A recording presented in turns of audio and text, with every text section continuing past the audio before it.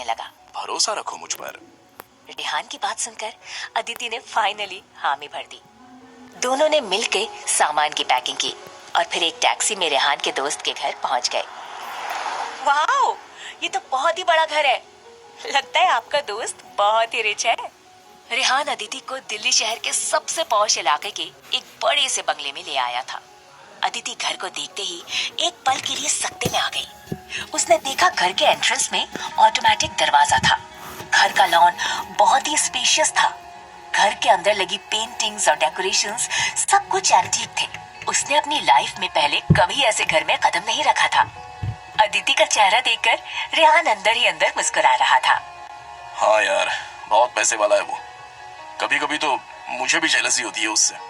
देखिए, आपके दोस्त ने अपना घर हमारे हवाले किया है, तो हमें मेक श्योर करना होगा जब वो वापस आए तो उन्हें उनका घर इससे भी बेहतर हालत में मिले। हाँ, मिलके ये भी कर लेंगे। तुम मुझे बताते जाना। लेकिन तभी अदिति का फोन बजा। फोन रिसीव करने वो घर के दूसरे हिस्से में चली गई। एक बार मेरा प्लान पूरा हो जाए तो मैं अदिति को अपनी सारी सच्चाई बता दूंगा।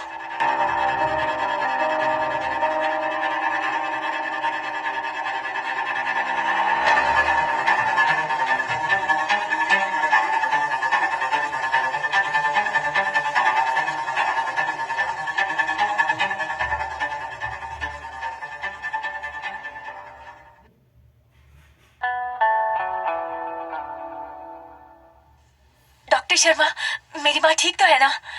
तुम्हारी माँ एकदम ठीक है और उनका ट्रीटमेंट भी स्टार्ट हो गया है। मैं जानती हूँ डॉक्टर, आपने मुझे पेमेंट के लिए फोन किया है। देखिए, मुझे बस कुछ दिन का वक्त दे दीजिए। मैं जल्दी ही माँ के सारे बिल्स चुका दूंगी। अदिति, तुम्हारी माँ के ट्रीटमेंट का खर्चा एडवांस पे हो चुका है। डॉक्टर शर्मा की बात सुनकर अदिति हैरान हो गई। वो रेहान के साथ शहर के दूसरे हिस्से में रहने के लिए आई हुई थी, लेकिन अचानक उसे हॉस्पिटल से कॉल आ गया। एक पल के लिए उसे अपने कानों पर यकीन करना मुश्किल हो रहा था कि उसकी माँ के ट्रीटमेंट का बिल पे हो चुका था। बिल पे हो चुके हैं मतलब? आखिर किसने बिल पे किए? एक मिनट चेक करता हूँ। आई थिंक कोई संजय कपूर है। थैंक यू डॉक्टर, मैं आपको बता भी नहीं सकती मैं इस वक्त कितनी खुश हूँ। अदिति की खुशी का कोई ठिकाना नहीं था।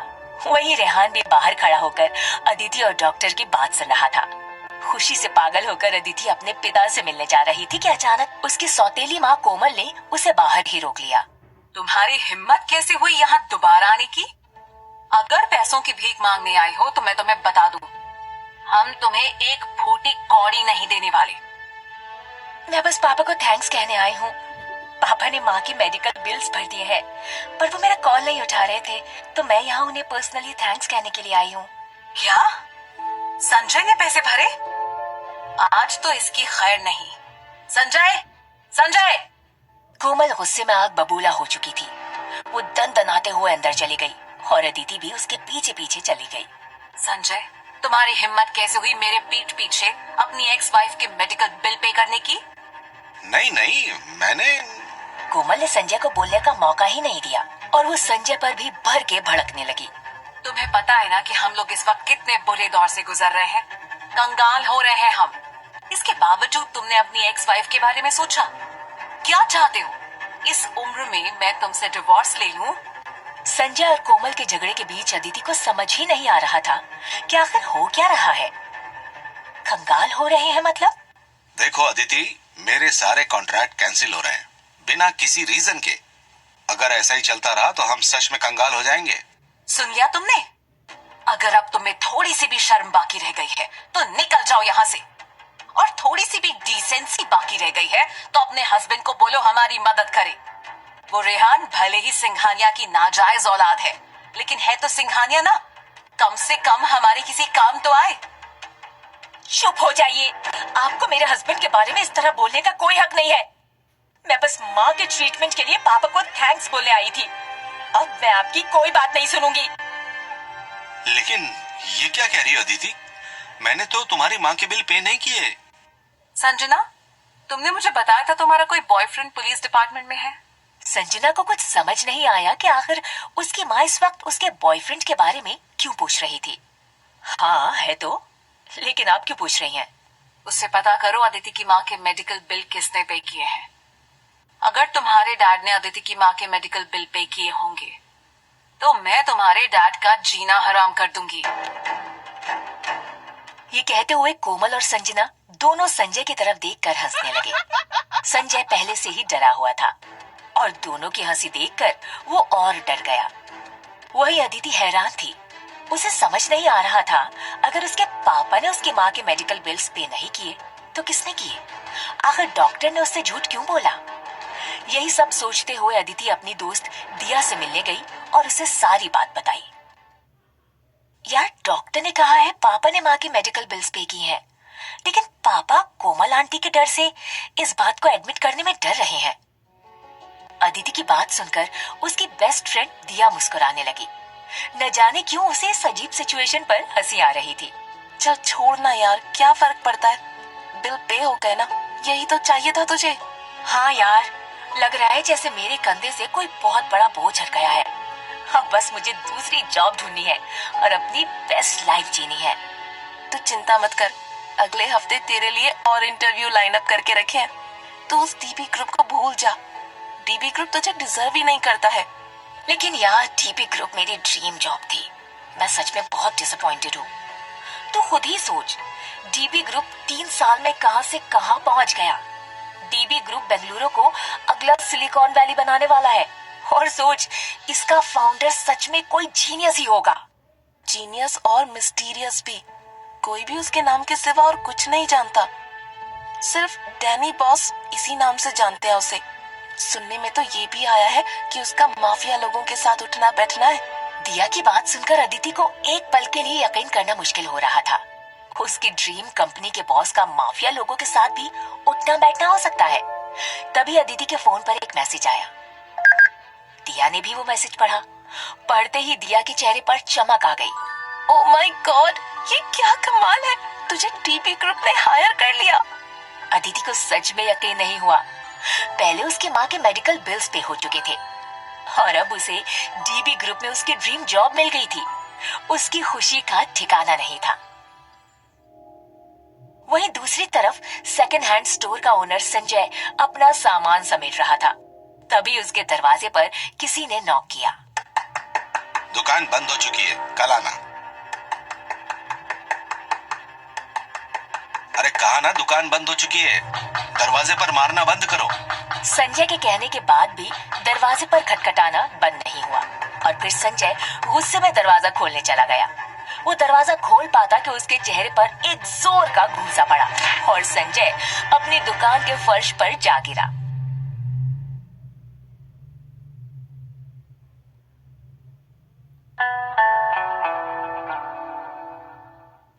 संजय बेहोश पड़ा था। जैसे ही उसे होश आया, वो एक कुर्सी से बंधा हुआ था। उसने खुद को आजाद करने की बहुत कोशिश की, लेकिन वो आजाद नहीं हो पाया। तभी पीछे से उसके चेहरे पर सिगरेट का धुआं आने लगा। कौन हो तुम? मुझे जाने दो, वरना तुम जानते नहीं मेरी पहचान कहां तक है। मैंने कहा था ना, तुमसे मिलने आ रहा हूं। मुझे पहचाना नहीं? कौन हो तुम? देखो, अगर मैं एक बार मेरे हाथ खुल गए ना, 1 मिनट, तो तुम उस लड़की के हस्बैंड हो ना, जिसने बूट्स बेचने से मना कर दिया था। उस कमीनी को तो मैं। संजय ने अपनी बात पूरी की भी नहीं थी कि अचानक रेहान ने उसके चेहरे पर एक और घूंसा मारा। इस बार संजय की नाक टूट गई और वो चिल्ला पड़ा। खबरदार, अगर मेरी बीवी के बारे में एक शब्द भी कहा तो जान से मार डालूंगा।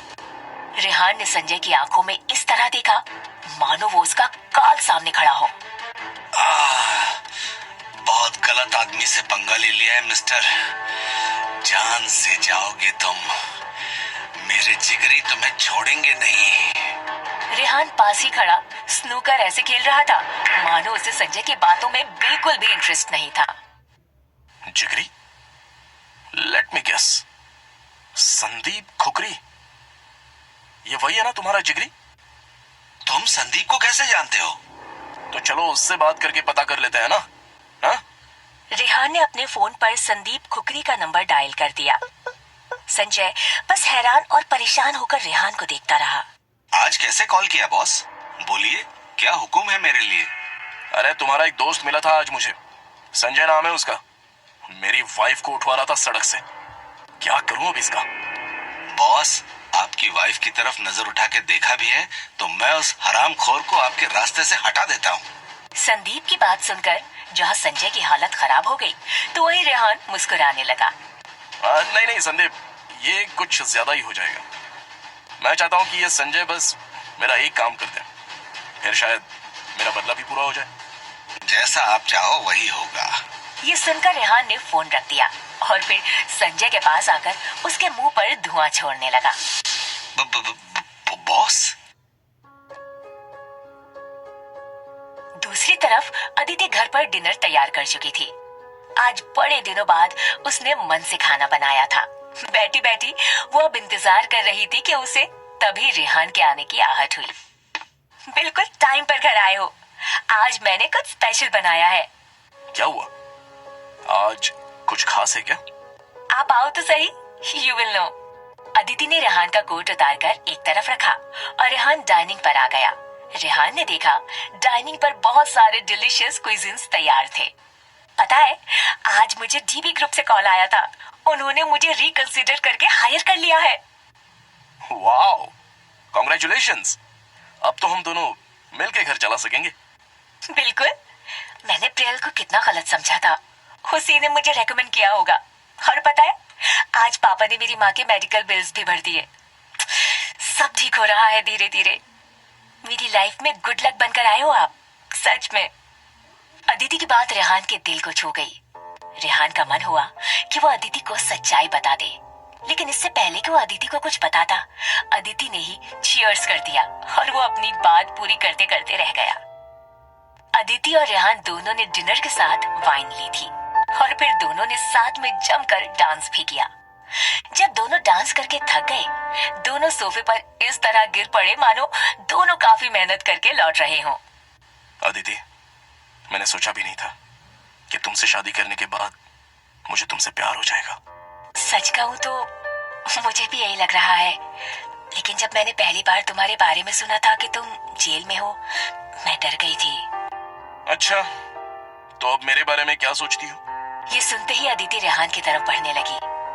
वो रेहान को किस करने वाली ही थी कि अचानक रेहान ने उसे रोक दिया। अदिति, एक मिनट, मेरी बात तो सुनो। अदिति को इस वक्त रेहान का रोकना बिल्कुल भी पसंद नहीं आया। वो मायूस होकर रेहान से दूर हट गई। वही रेहान को भी अदिति को इस तरह रोकना बिल्कुल पसंद नहीं आ रहा था, लेकिन वो अदिति के साथ रिश्ते में आगे बढ़ने से पहले उसे सच्चाई बताना चाह रहा था। मैं फ्रेश होकर आती हूँ। हाँ, मैं भी। दोनों अलग अलग वॉशरूम में गए। बड़े बड़े आईने के सामने वो खुद को निहार रहे थे। उन्हें डर था कि इतनी जल्दी दोनों को एक दूसरे से प्यार तो नहीं हो गया। अदिति तो मन ही मन ब्लश करने लगी। वहां से वो बाहर आई और अपने बिस्तर पर लेट गई। वही रेहान देर तक गर्म पानी में शावर ले रहा था। दरअसल वो मन ही मन खुद को अदिति के सामने सच्चाई बताने के लिए तैयार कर रहा था। जब वो मन बनाकर वापस आया तो सरप्राइज रह गया। अदिति सो चुकी थी। एक लट उसके चेहरे पे आकर उसे परेशान कर रही थी। रेहान ने धीरे से वो लट हटा दी। अदिति नींद में ही हल्का सा मुस्कुरा दी। रेहान ने उसके ऊपर बेडशीट डाल दी। तभी उसका फोन वाइब्रेट हुआ। मैसेज देखकर रेहान एक पल के लिए थोड़ा परेशान सा दिखा। उसने बाहर आकर मनोहर को कॉल किया। मनोहर, सब कुछ रेडी रखो, मैं अपना दांव खेलने के लिए तैयार हूँ। अगले दिन प्रियल ऑफिस में गुस्से में आग बबूला थी। वो तेजी से वंश के डेस्क की तरफ आई। वंश, तुमने उस अदिति को हायर क्यों किया? मैंने स्पेसिफिकली एचआर को कहा, इसके बावजूद वो यहाँ रिपोर्टिंग क्यों कर रही है? प्रियल की टोन वंश को बिल्कुल पसंद नहीं आई। उसने टेबल पर जोर से हाथ मारा। प्रियल एकदम से डर गई। एक मिनट प्रिया, पहली बात तो मैं किसी इंटर्न को हायर नहीं करता, और दूसरा, अदिति को मैंने हायर नहीं किया है। For your kind information, Aditi को डायरेक्टली सीईओ ऑफिस से मैसेज भेजा गया था। उसने जरूर किसी बड़े पॉलिटिशियन से अपनी जुगाड़ लगवाई है।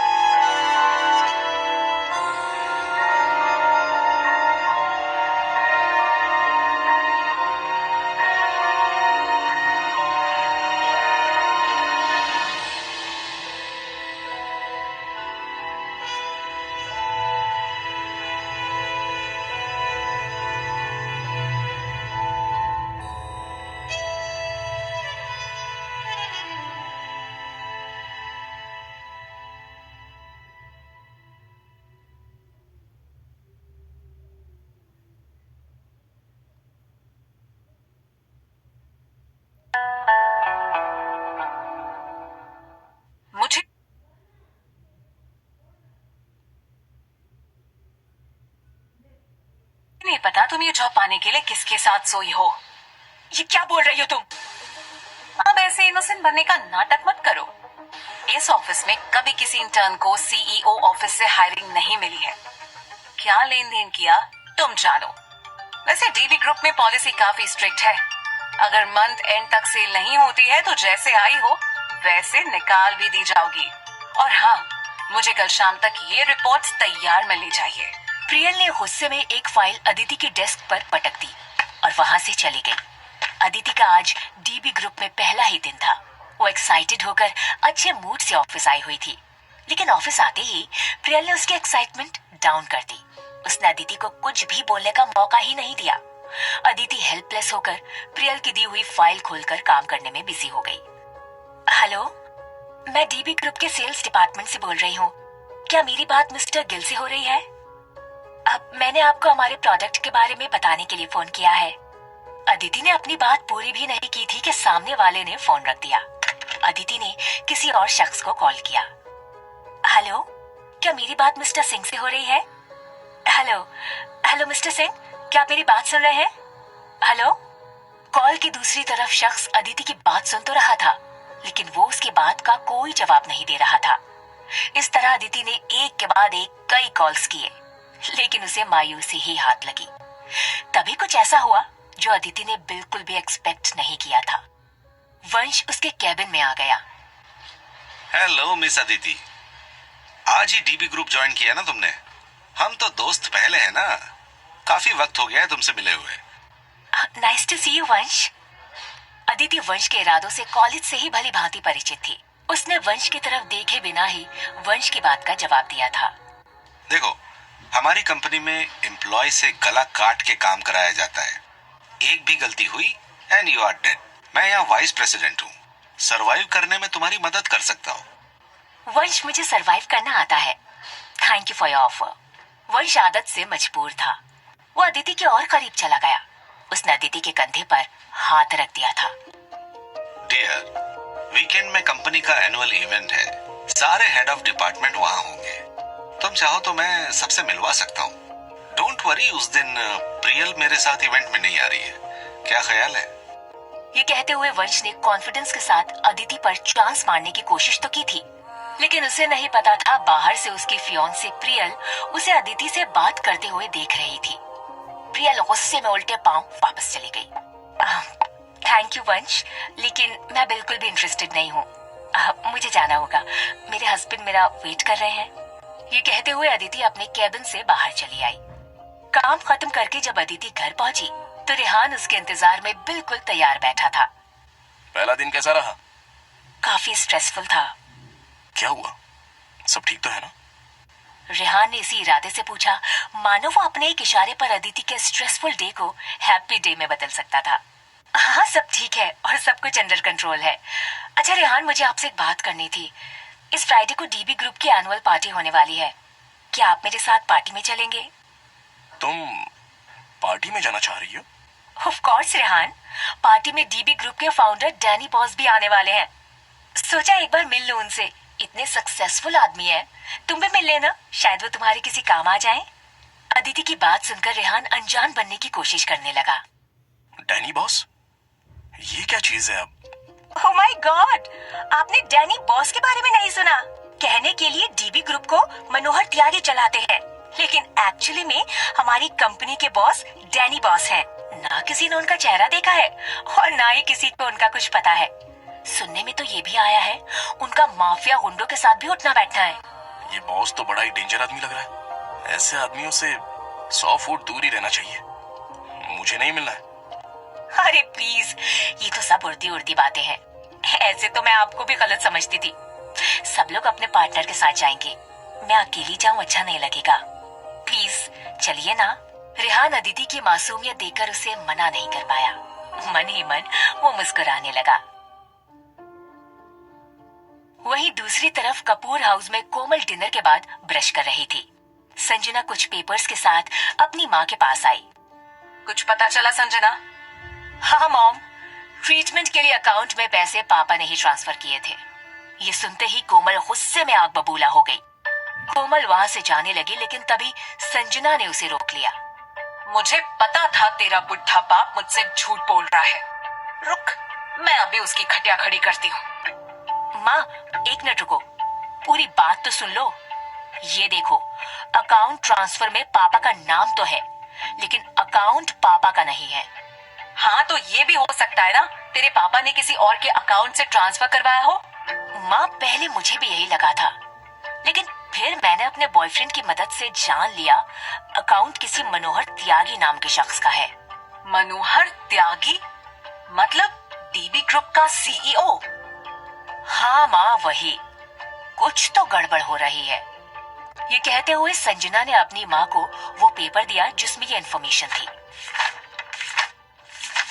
वहीं अगले दिन प्रियल अपने कैबिन में बैठी अपने हाथों में नेल पेंट लगा रही थी। तभी अदिति उसके कैबिन में चली आई। अदिति, 9 बज रहे हैं, अभी ऑफिस आ रही हो? प्रियल, काम 9 बजे ही शुरू होता है, तो ऑब्वियस सी बात है मैं 9 बजे ही आऊंगी। जब मैंने इस कंपनी को स्टार्ट किया था तो मैं 8:45 पर आती थी और अपने सभी कॉलीग को कॉफी पिलाती थी। तुम्हें यहाँ पर दोस्त बनाने हैं या नहीं? प्रियल जानबूझकर अदिति को ह्यूमिलिएट करने की कोशिश कर रही थी।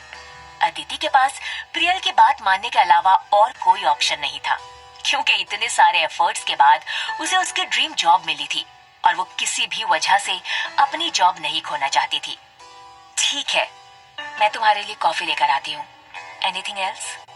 सिर्फ मेरे लिए? हमारी सेल्स टीम में कम से कम 20 लोग होंगे, उन सब के लिए कॉफी ले आओ। मैं तुम्हें लिस्ट मैसेज कर रही हूँ, सबकी चॉइस की।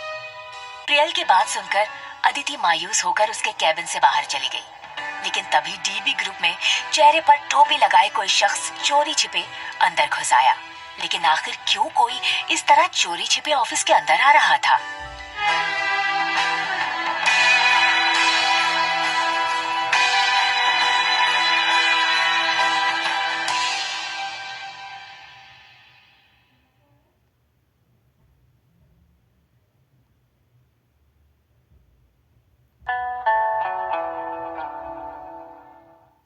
डीबी ग्रुप के ऑफिस में चोरी छिपे घुसने वाला शख्स और कोई नहीं बल्कि अदिति की सौतेली बहन संजना थी।